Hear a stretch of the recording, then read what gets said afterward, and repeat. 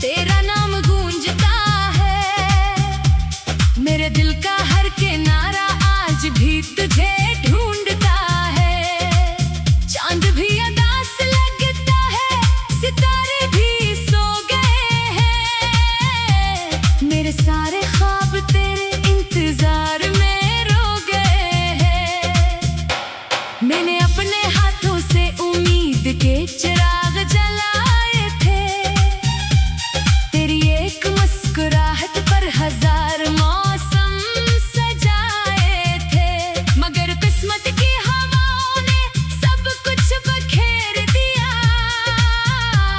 मेरे दिल के शहर को तन्हाई ने घेर लिया। अब ना कोई सदा आती है, ना कोई आहट रहती है, सिर्फ तेरी याद मेरे साथ जागती रहती है।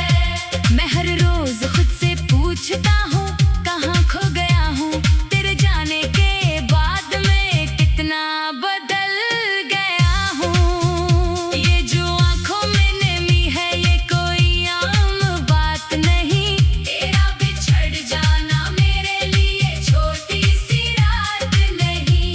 ये एक उम्र का दुख है जो सीने में पलता है, हर धड़कन के साथ मेरा वजूद पिघलता है।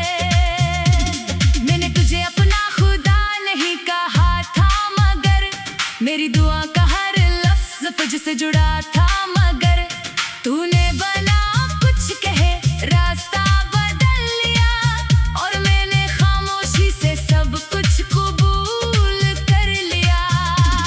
अब मेरे कमरे की दीवारें मुझसे बात करती है, तेरे वादों की कहानियां हर रात करती है।